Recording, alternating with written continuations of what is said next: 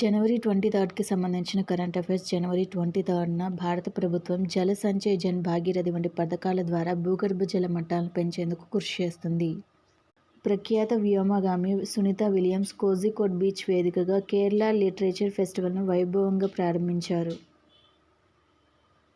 భారత స్వాతంత్ర్య సమరయోధుడు నేతాజీ సుభాష్ చంద్రబోస్ 129వ జయంతి సందర్భంగా దేశవ్యాప్తంగా పరాక్రమ్ దివాస్ వేడుకలు ఘనంగా జరిగాయి.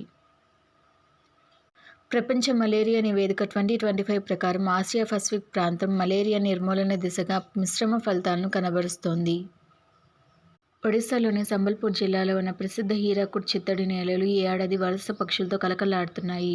వార్షిక గణనలో ఏకంగా 4 లక్షల పక్షులు ఇక్కడికి చేరుకున్నట్లు కేంద్ర మంత్రి ధర్మేంద్ర ప్రధాన్ వెల్లడించారు.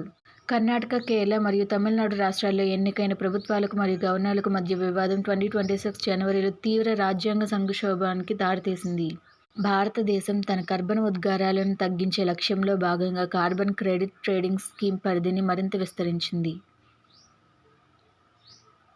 ఇండోనేషియాలోని సులవేసి దీవులో ప్రపంచంలోని అత్యంత పురాతనమైన గుహ చిత్రకళను శాస్త్రవేత్తలు కనుగొన్నారు. ఇవి 60,000 సంవత్సరాల క్రితం నాటివని పరిశోధకులు నిర్ధారించారు.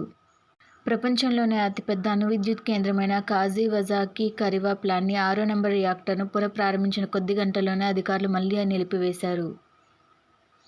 అమెరికా ప్రభుత్వం ప్రపంచ ఆరోగ్య సంస్థ నుండి అధికారికంగా వైదొలగడం పూర్తయింది. అధ్యక్షుడు డొనాల్డ్ ట్రంప్ బాధ్యతలు చేపట్టిన తొలి రోజే జారీ చేసిన నోటీసు గడువు ముగియడంతో ఈ నిష్క్రమణ అమల్లోకి వచ్చింది.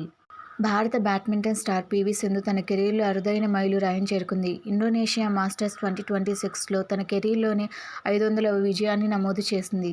సింగపూర్ ట్రీ లేడీగా పిలువబడే కీర్తిదా మొకాని 66 ఏళ్ల వయసులో మరణించారు.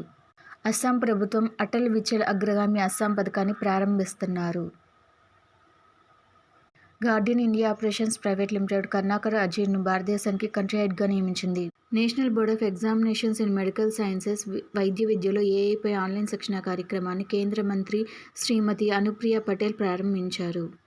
అపోలో 17 తర్వాత చంద్రునిపైకి తన మొదటి మానవ సహిత మిషన్ అయిన ఆర్టెమిస్ 2ని ఫిబ్రవరి 6న నాసా ప్రయోగించనుంది.